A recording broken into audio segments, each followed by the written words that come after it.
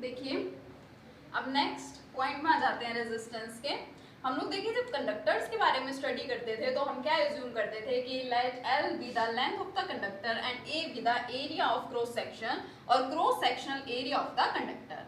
और हमने क्या स्टडी कर रखा है कि जो रेजिस्टेंस है it is directly proportional to the length and it is inversely proportional to the area of cross section. दोनों को मैं कंबाइन करके लिखूं तो क्या लिख सकती हूँ कि R is directly proportional to L by A।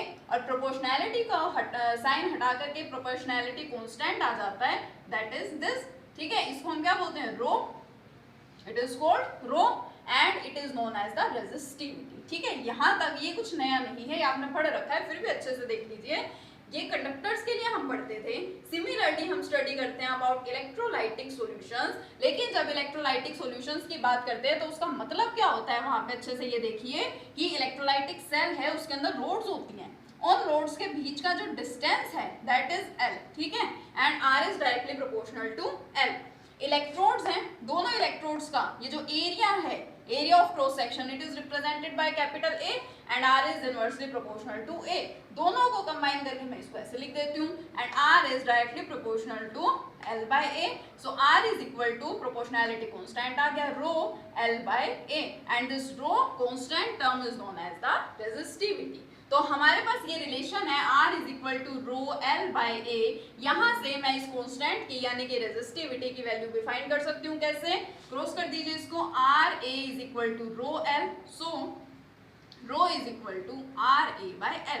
इन सभी टर्म्स का देखिए यूज होने वाला है। हम कंडक्टेंस की बात करते हैं तो जो कंडक्टेंस है, कंडक्टेंस और रेजिस्टेंस में रिलेशन होता है। क्या होता है relation? The inverse of resistance is called conductance।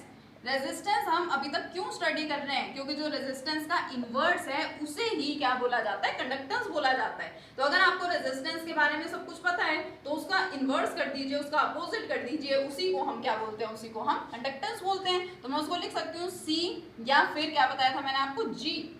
It is equal to 1 by R। तो अगर आप रेजिस्टेंस के बारे में सब कुछ जानते हैं तो G आप इजीली फाइंड कर सकते हैं। इसी तरीके से जो रेजिस्टिविटी है इसका भी इसी से कुछ ना कुछ रिलेशन है। ठीक है, उसको इसके बाद डिस्कस करते हैं, पहले इसको कंप्लीट कर लीजिए।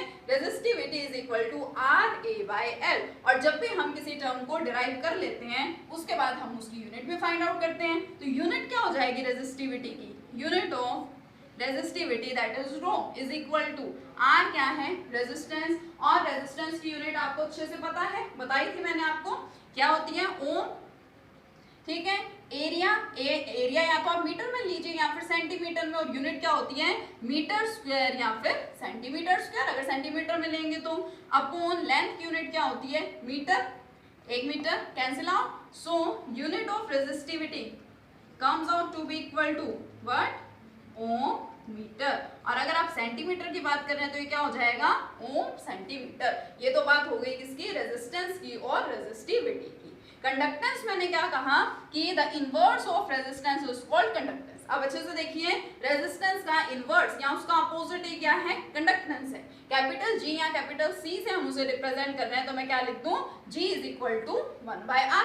ठीक है, और रेजिस्टेंस देखिए, यूनिट की बात करते हैं तो यूनिट भी यहीं से फॉर्मूले से आएगी। यूनिट की बात करूं, unit of G means unit of conductance, तो क्या होगा? 1 अपॉन ओम। जो रेजिस्टेंस है, रेजिस्टेंस की यूनिट क्या होती है? ओम। ऊपर जाएगा तो इसको मैं क्या लिख सकती हूँ? Ohm inverse. ठीक है, तो unit of conductance is ohm inverse. यहाँ इसी को ही कैसे लिख दिया जाता है? इसको उल्टा करके लिखते हैं। इनवर्स है ना, तो पहले क्या करते हैं? M को लिखते हैं MHO। इट इज कॉल्ड महो। ठीक है, ओम इनवर्स या महो इसकी क्या होती है? यूनिट होती है। ये हो गया हमारा कंडक्टेंस। तो रेजिस्टेंस और कंडक्टेंस देखिए एक दूसरे से ही रिलेटेड होते हैं। अब मैंने बात की यहाँ पे रेजिस्टिविटी की। अब जिस तरह से रेजिस्टेंस का इनवर्स होता है क्या? कंडक्टेंस, उसी तरह से the inverse of resistivity is known as conductivity. जो हम कंडक्टिविटीज की बात करते हैं वो कंडक्टिविटी क्या है? रेजिस्टिविटी के ही इनवर्स को क्या बोला जाता है? Conductivity. And it is represented bye kappa. Kappa कैसे लिखते हैं देखिए, कंप्लीटली के नहीं होता है, के बना करके इसको ये थोड़ा सा ऐसे ऐसे कर दिया जाता है, ठीक है। यहाँ आप इसको पहले ही इस तरीके से थोड़ा सा बना लीजिए।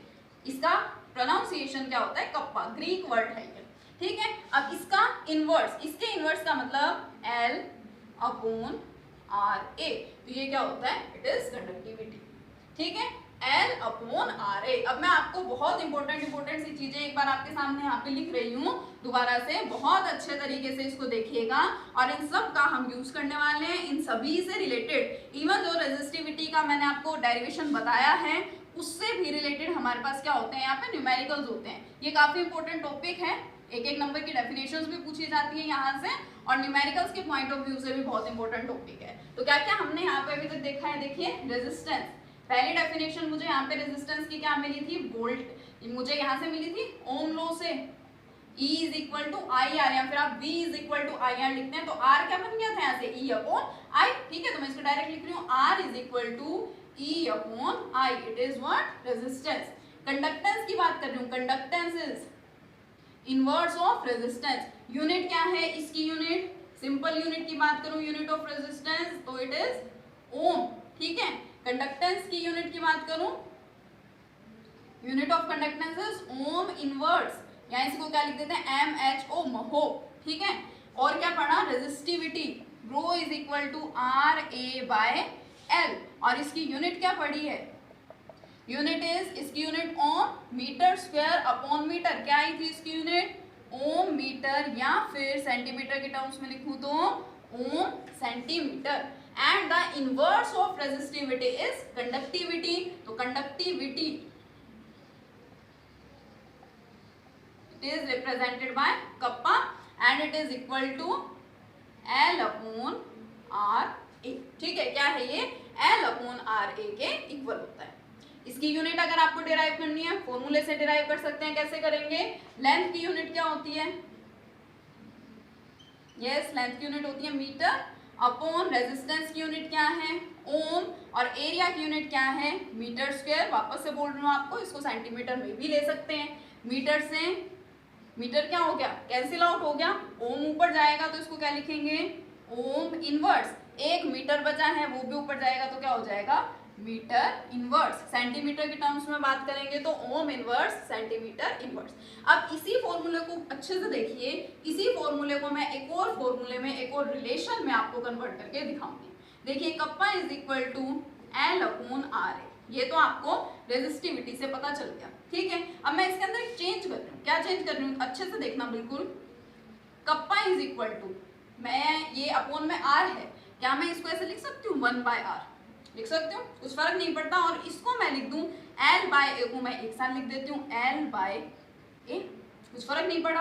अब देखिए kappa is equal to 1 upon R, R क्या होता है, resistance, 1 upon R means resistance का इनवर्स, और इनवर्स ऑफ रेजिस्टेंस क्या होता है, कंडक्टेंस, रिप्रेजेंटेड बाय G। तो मैं इसको क्या लिख सकती हूँ, यहाँ पे G लिख सकती हूँ। इसको देखिए L बाय ए, L बाय ए भी हमारे पास यहाँ पे एक टर्म निकल के आती है which is known as the cell constant.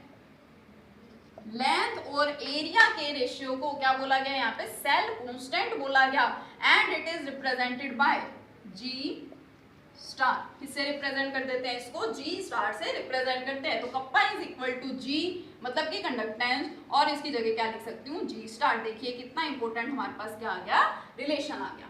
Numericals में पूछे जाने के बहुत अलग अलग मेथड है। न्यूमेरिकल्स में आपसे क्या पूछते हैं, बहुत सिंपल से सिंपल आपको उसमें क्या मिल सकता है, दोनों टर्म्स गिवन है, रेजिस्टेंस फाइंड करवाया जा रहा है, या इन तीनों को इंटर रिलेट करके कोई भी दो टर्म्स गिवन है और थर्ड वन आपसे क्या करवा दी गई, वहां पे फाइंड करवा दी गई, ठीक है। कंडक्टेंस, यही दो चीजें दे रखी हैं और इन्हीं दो को लेते हुए आपसे पूछा गया क्या, कंडक्टेंस। तो कंडक्टेंस क्या होता है, रेजिस्टेंस का इनवर्स होता है, इजीली फाइंड कर सकते हैं। इनमें से कुछ भी गिवन हो सकता है और एक टर्म कोई भी अननोन हो सकती है, आपसे फाइंड करवाई जा सकती है, या इसी में आपको बोल सकते हैं कि you have to find out the conductivity, तो हम कंडक्टिविटी फाइंड करते हैं। और बहुत बार क्या होता है न्यूमेरिकल में हमको सिर्फ बोलते हैं कैलकुलेट द सेल कांस्टेंट, तो हमें यहाँ पे क्या याद रखना है कि सेल कांस्टेंट होता क्या है, cell constant is L by A and it is represented by G star, ठीक है, इसको हमें बहुत अच्छे से पहले यहाँ पे देखना है। ये सारी टर्म्स आपको बहुत अच्छे से क्लियर होनी चाहिए और इससे रिलेटेड न्यूमेरिकल्स करने हैं। लेकिन उससे पहले आप देखिए, जैसे मैंने आपको लास्ट लेक्चर में बताया कि जो रेजिस्टेंस है, resistance can be measured by Wheatstone bridge. ठीक है, व्हीटस्टोन ब्रिज से आप क्या करते थे, रेजिस्टेंस फाइंड करते हैं। फिजिक्स में कंप्लीट डिटेल में इसको स्टडी भी किया जाता है। देखिए यहाँ पे हम बात कर रहे हैं किसकी, इलेक्ट्रोलाइटिक सॉल्यूशंस की। अभी मैंने आपको बोला था, जो रिलेशन मैंने रेजिस्टिविटी का डिराइव किया, तो मैंने आपको बताया था कि हम कंडक्टर के केस में स्टडी करते थे। ठीक है, कंडक्टर है क्या है, मेटल्स होते हैं, वो सारे कंडक्टर्स है, तो हम मेटालिक वायर्स को एज्यूम कर सकते हैं। तो लेकिन यहाँ पे तो हमारे पास क्या है, इलेक्ट्रोलाइटिक सॉल्यूशंस है। तो इलेक्ट्रोलाइटिक सॉल्यूशंस की अगर हम कंडक्टेंस फाइंड करना चाहते हैं, तो हमारे पास वहां पे सबसे पहले दो मेन प्रॉब्लम्स आती है। फर्स्ट मेन प्रॉब्लम क्या होती है, first main problem while finding the conductivity और the conductance of the electrolytic solution. पहला क्या होता है, if we apply DC direct current, अगर हम क्या करते हैं, डायरेक्ट करंट अप्लाई कर देते हैं, then the composition of electrolytic solution changes। अगर हम क्या कर देते हैं, अगर हम डायरेक्ट करंट वहां पे प्रोवाइड कराते हैं, तो हमारा जो इलेक्ट्रोलाइटिक सॉल्यूशन है उसका कंपोजिशन ही चेंज हो जाएगा। ठीक है, और उससे तो फिर सिंपल सी बात है, सारी प्रोसेस ही गड़बड़ हो जाएगी। ठीक है, सेकंड क्या है कि जो कंडक्टर है, मेटालिक वायर है, उसे तो आप इजीली यूज कर सकते हैं। ठीक है, यहाँ पे तो आपके पास क्या है, सॉल्यूशन है, तो सॉल्यूशन को आप बहुत इजीली, उतना इजीली हैंडल नहीं कर पाते हैं जिस तरह से आप सिंपल मेटालिक वायर्स या फिर कंडक्टर्स को हैंडल कर सकते हैं, और उनके रिक्वायर्ड कंडीशंस को आप क्या कर सकते हैं, फाइंड कर सकते हैं। तो इन मेन प्रॉब्लम्स को क्या किया गया, सॉल्व आउट किया गया। किस तरीके से इनको सोल्व किया गया, ये देखा गया कि अगर हम डायरेक्ट करंट अप्लाई कर रहे हैं तो इलेक्ट्रोलाइटिक सॉल्यूशन का कंपोजिशन चेंज हो रहा है। तो क्या वहां से आपको मिला उसका रिजल्ट कि हम वहां पे क्या करें कि हम डीसी वहां पे अप्लाई ना करें, हम क्या अप्लाई करते हैं, एसी मींस अल्टरनेटिंग करंट। और जब अल्टरनेटिंग करंट प्रोवाइड करवाया जाएगा तो इजीली यहाँ पे क्या हो सकता है, कंडक्टिविटी को फाइंड कराया जा सकता है। सेकेंड वन, अब ये सॉल्यूशन से हमको तो डील करना पड़ेगा, तो इसके लिए क्या किया गया, स्पेशल टाइप्स के सेल्स को क्या किया गया, बनाया गया, डिजाइन किया गया। स्पेशल टाइप के सेल्स को डिजाइन किया जिससे कुछ भी प्रॉब्लम भी नहीं होगी और कंडक्टिविटी को भी इजीली फाइंड आउट कर लिया जाएगा, और उस टाइप की डिवाइसेस को बोला गया कंडक्टिविटी सेल। तो कंडक्टिविटी सेल टर्म का हम बहुत यूज करते हैं। तो कंडक्टिविटी सेल क्या है, ऑपरेटर्स है, जो कि स्पेशली डिजाइन्ड ऑपरेटर्स है, जिससे हम कंडक्टिविटी इलेक्ट्रोलाइटिक सॉल्यूशंस की बहुत इजीली फाइंड कर सकते हैं।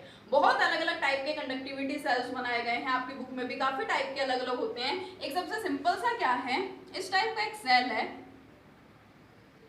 ठीक है, इसके अंदर क्या लगा रखा है, इसके अंदर दो प्लैटिनम वायर्स लगा रखी हैं, प्लैटिनम वायर्स विच आर प्लैटिनाइज्ड। अब प्लैटिनाइज्ड का मतलब क्या है कि वायर्स हैं, प्लैटिनम की तो बनी हुई है, लेकिन उसके ऊपर क्या कर रखा है, उसके ऊपर और पाउडर फॉर्म में प्लैटिनम को भी वहां पे अप्लाई कर रखा है। मींस हम ये बोल सकते हैं platinum wires coated with platinum, उनके ऊपर भी किसकी कोटिंग हो रही है, प्लैटिनम की। और यहाँ पे हम क्या लगा देते हैं, दोनों तरफ से कंडक्टिंग वायर्स। तो ये तो क्या है, ये तो जस्ट एक कंडक्टिविटी सेल का एग्जांपल है। इस तरीके के काफी सारे कंडक्टिविटी सेल्स क्या किए गए हैं, डिराइव किए गए हैं। तो it is one of the, ठीक है। तो आप सारी टर्म्स को बहुत अच्छे से याद कीजिए और सबसे पहले इनके सिंपल से न्यूमेरिकल्स प्रैक्टिस कीजिए। Thank you.